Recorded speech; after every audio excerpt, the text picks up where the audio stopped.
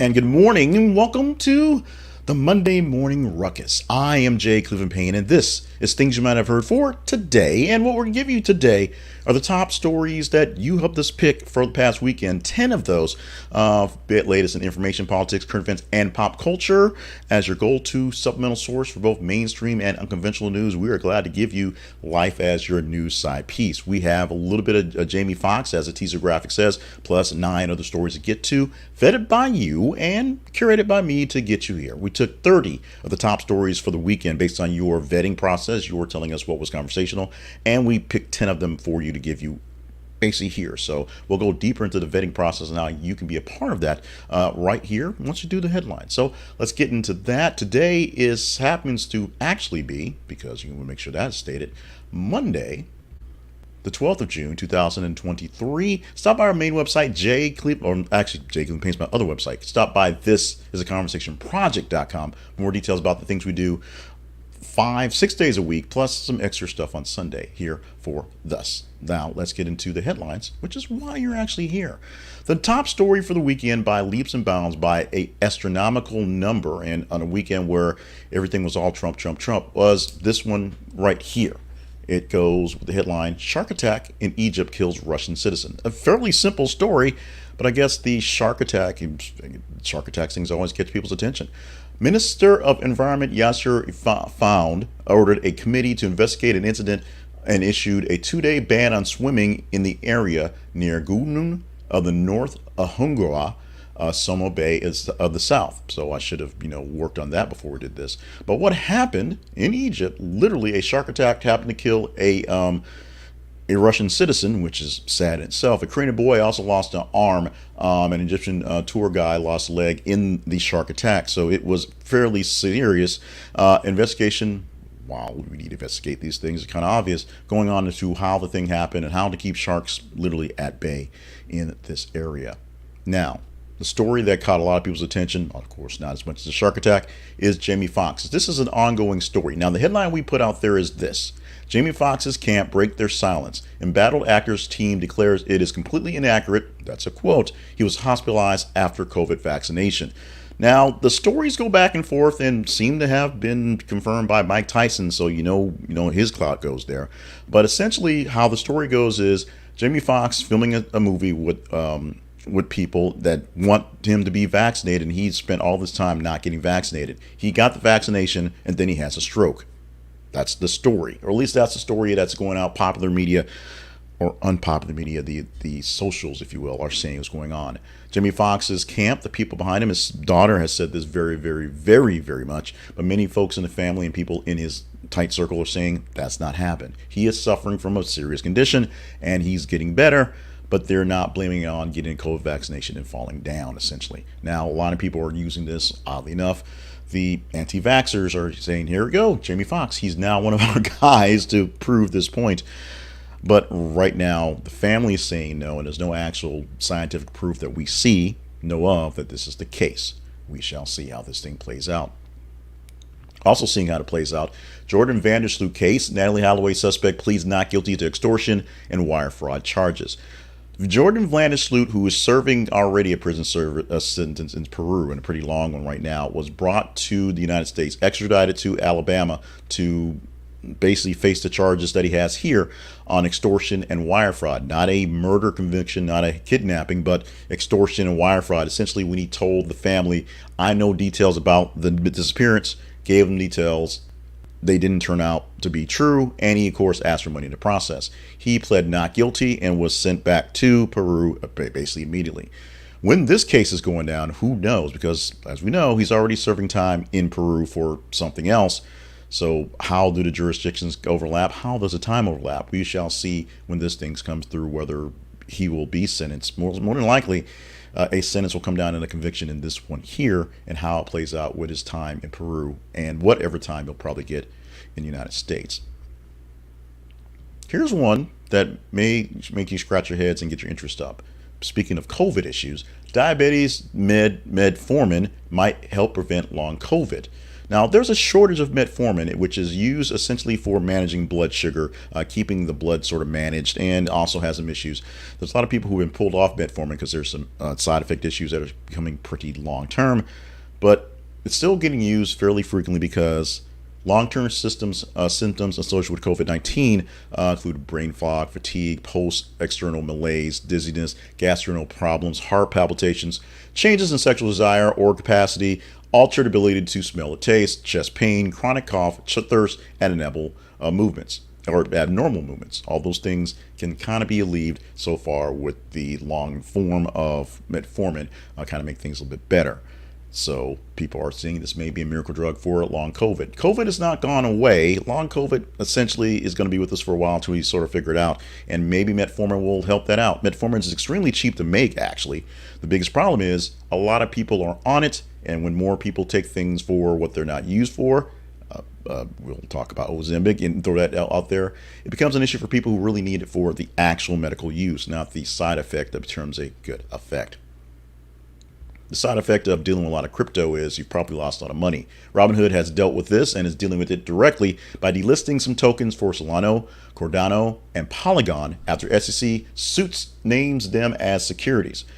So getting some of the crypto off the books is easy now that Solana, Cardano, and Polygon are listed as securities with the SEC. They're no longer the mysterious cryptocurrencies. They're actually deemed as actual money, having some sort of background. With that, Robinhood wants nothing to do with them. So they're being delisted off their crypto exchange. What will this mean to you? Well, in most cases, if you're holding it, they're just going to basically fund you the money to cash you out of it, to get you done with it. If you're trying to stay in the business of trading crypto, which if it comes back, it's extremely cheap right now, you will have an issue with fees. Now, deal with the actual article. Read the articles. Will deal with how and why SEC is saying these things are no longer just magical crypto coins. They are actual securities, because that makes things a bit more complicated. You can turn Bitcoin into security, but the fact that it's so volatile, not a great thing to do probably. Check it out if you care. If you don't care, you can skip past this, but I'm telling you, the way money works, the way crypto worked, the way investments work, you probably should care a bunch. Google makes office attendance part of performance reviews. Now, Google is pressuring its employees to come back to the office by making it a part of their employees' compliance for the performance reviews, saying they need to be in their chairs at the office at least 3 days a week. We're going to see how this thing works out. Google is trying to deal with empty office space by, of course, scaling down and sharing desks and having things like that, open floor plans, so you just sort of deal with what you deal with. But the mega campus projects that have been in the past, that have been famous for, of course, no longer famous for. What they found is people actually get work done when they're remote. People actually can get some stuff done from away, and it's not so much having your dry cleaning done or having lunch brought in or having pillow fights, because sometimes they have pillow fights, to boost morale or all that great. Although Google would like to see their people working, sometimes people can get more work done when they're not being seen, weirdly enough.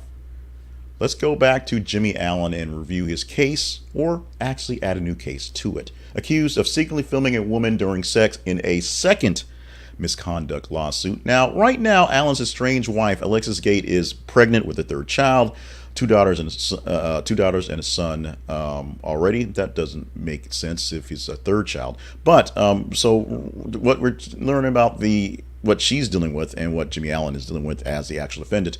Jane Doe number 2 has come out alleging that Allen sexually assaulted her in her hotel room and then passed out. She says she noticed a cell phone on the closet facing the bed, which means she also filmed it as well. We're going to see how this thing goes on. He asked Allen to delete it. He said he forgot. So on, so forth. Page 6 has his story, so if you want the dirty details, check it out in our links in our descriptions. But the main details is Jimmie Allen still dealing with a lot of stuff. Probably is not going to get back into the music very soon, as he has the legal problems to contend with.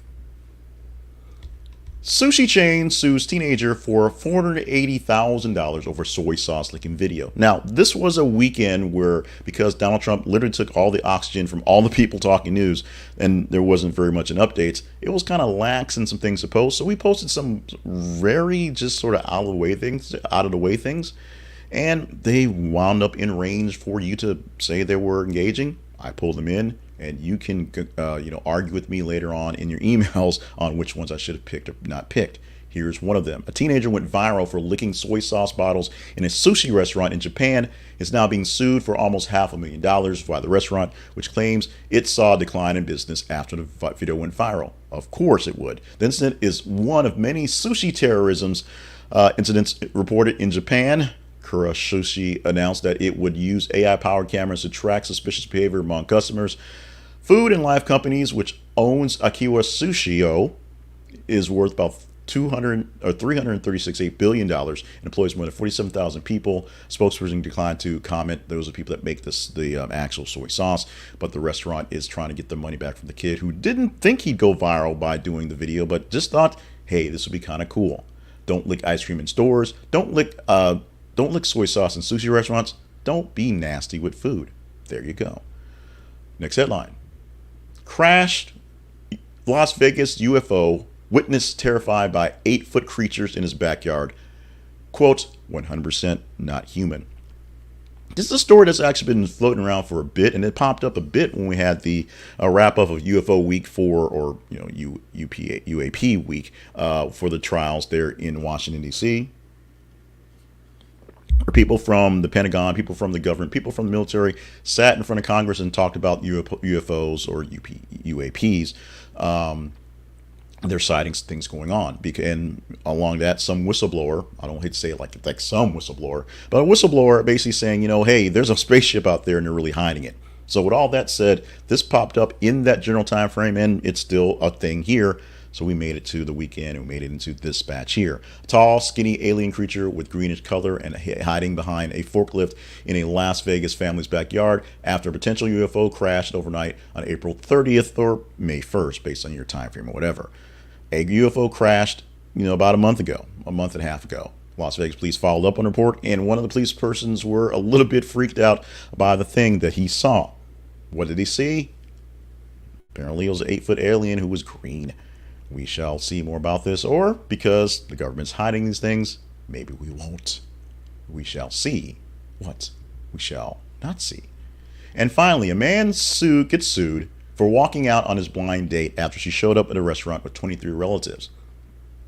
Yeah, this is one maybe a bit of a stretch, but we put it in there. You guys put a lot of response in this one, so we're going to talk about it.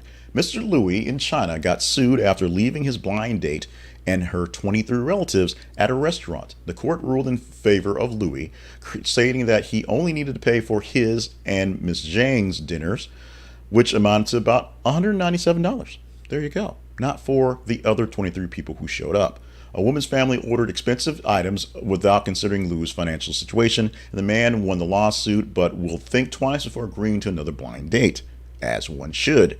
The incident serves as a reminder to be respectful to each other's financial situations and set clear expectations and boundaries during blind dates. So, a lesson learned. There you go. Be careful on your blind dates. When you swipe, be wary of what may happen because what's in the profile and what your friend may say about the person being a great person may not be all that grand in the grand scheme of things. Let's go to our teaser story for the day, which may be a story we deal with tomorrow. That's why it's a teaser story. We are teasing this story here. North Korea, let me blow it up so I can see a little bit better. North Korea's Kim vows to hold hands with Putin for strategic cooperation. You can read the headline and sort of get it, and you can also read the headline and get kind of icky about it. But Kim Jong-un wants to hold hands, in quotes, because that's what he said, with Vladimir Putin for strategic cooperation. They need cooperation with anybody, and so they'll take it from anybody, apparently Putin as well. Will we chat this one up tomorrow? You help us find out. Go to our feeds on Facebook and Twitter. Facebook.com/ThisIsAConversationProject and Twitter.com/th_conversation. What you find on those websites is that every 50 minutes or so, we miss some time as time, some things here or there. But every 50 minutes or so, we post a news story, headline to something for you to engage in. This one right now already posted, so people are engaging in it right now. What we look for you to do is to simply read the stories that look interesting. Like them, love them, hate them, share them. That's the engagement part. And the more engagement a story gets, the higher chance we get to talk about it. For tomorrow, that's Tuesday, through the rest of the week at Friday, We'll take the top 15 stories in engagement. We'll get over 30 stories in a day, and then we'll pick 8 of those stories to present to you here. Today, we gave you 10 stories presented from 30 of the top stories from the weekend, from Friday to early this morning. So more time to pick from, a few more stories to pick. Tomorrow, a bit more tight, a bit more on tune. So check it out for tomorrow. And you can tell us if we're talking about Kim Jong-un hanging out with the Russians and holding hands, as he states. We know he had a love affair with Donald Trump, so maybe he's shooting for something similar with Mr. Putin. Quickly, we're going to talk about money, or sponsorships and money, and saving you money with Appsumo. This is Sumo Week. Technically, it's Sumo Day today, but Sumo Week Day lasts from the 11th through the 15th, so it's technically a week. It's like Amazon Prime Day, which is usually a couple days as well. What you get is a chance to get great deals at Appsumo. So go to thisisaconversationproject.com/Appsumo. This is theconversationproject.com/Appsumo, and join me because I'll be spending way too much money on apps this week, and you can as well.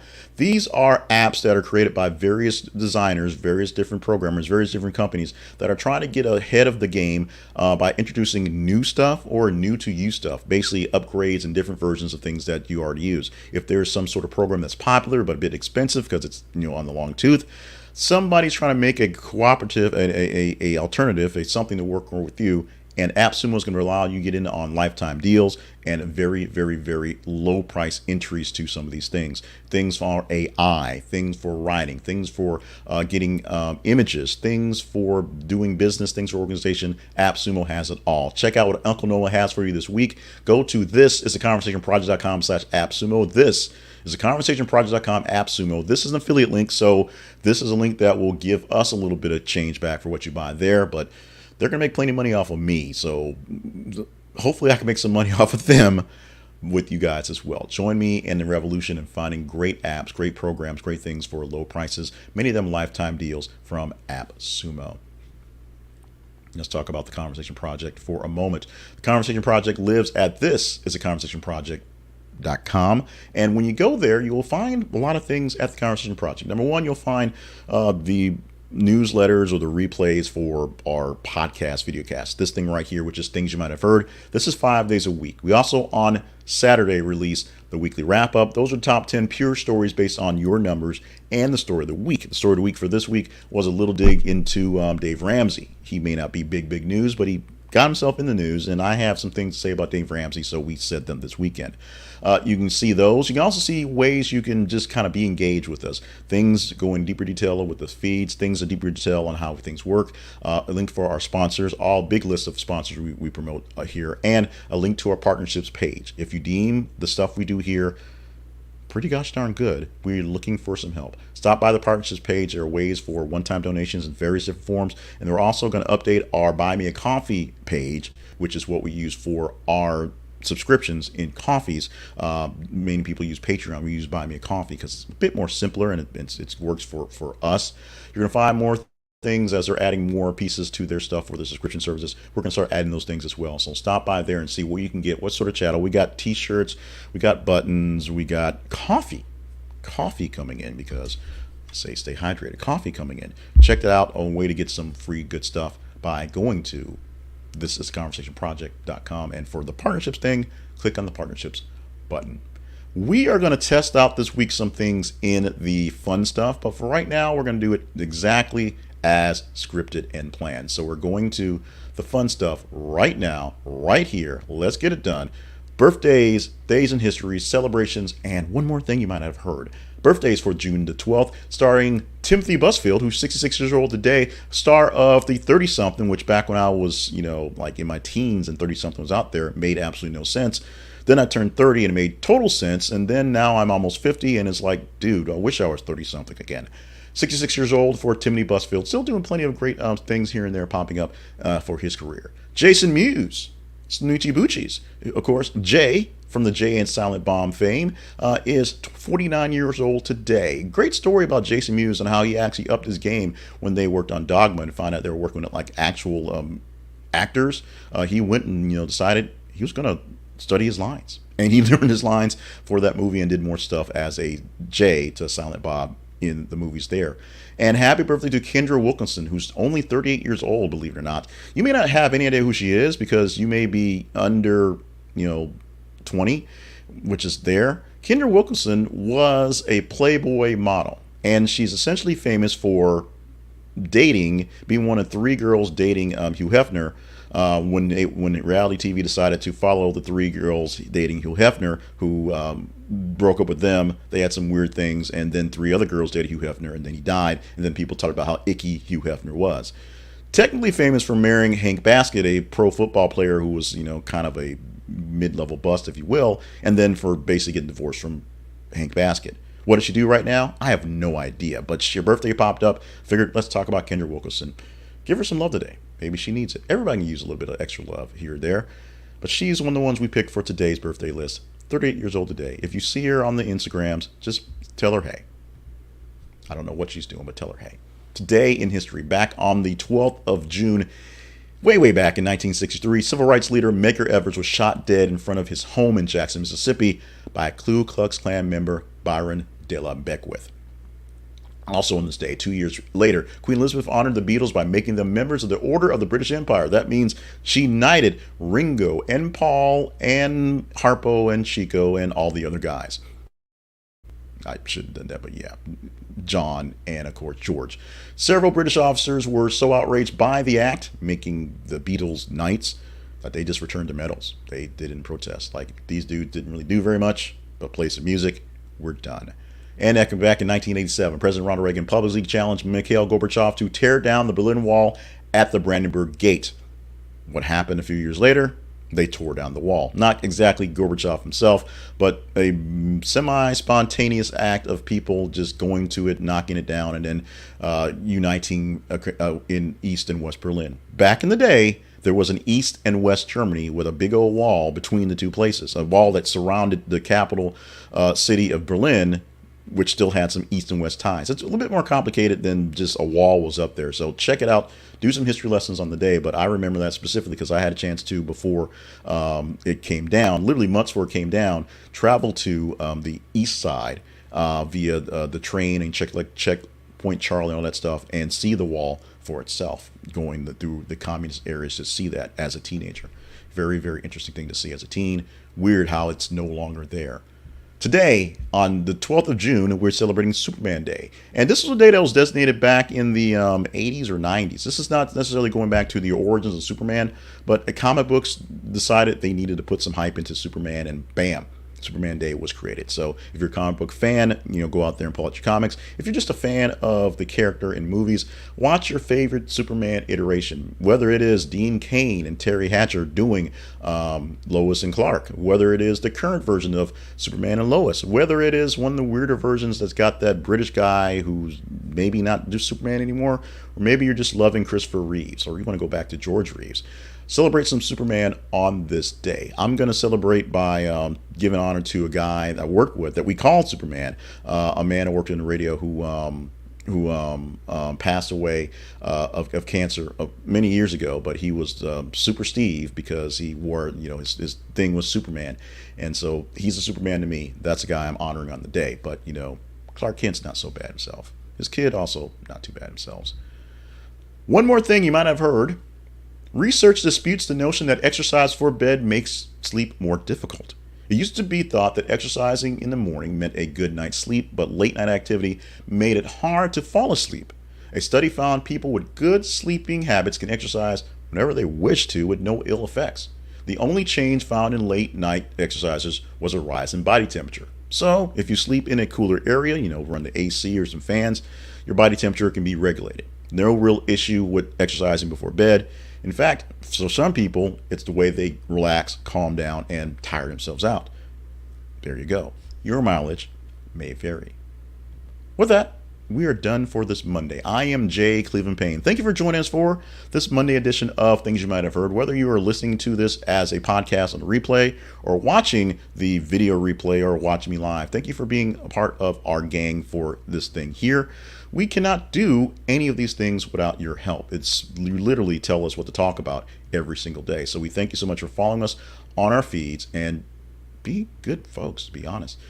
Follow us on Facebook and Twitter. This is a Conversation Project is our Facebook feed list, and the conversation, or th_conversation on Twitter, to see what's going on. As you check your Twitter and your Facebook, because we're older people now and we still check Twitter and Facebook, see what stories are out there. Every 50 minutes we post new ones and just engage in them as they pop up. If you think we're doing great stuff, go to our website and click on the links for sponsors or partnerships and help a brother out. This is theconversationproject.com is the link to our main website.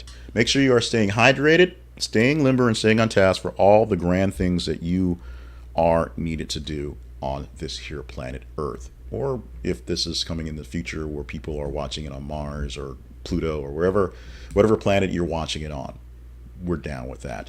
With that, I am down for the day. Long week coming, long days ahead. So we're got to get to getting the editing stuff done and the day job stuff, because this thing doesn't quite pay for itself like it should. You can help us out with that, but in the meantime, help us out by stopping by the feeds, being a part of the show, and just being great people. Let's do this again tomorrow, shall we?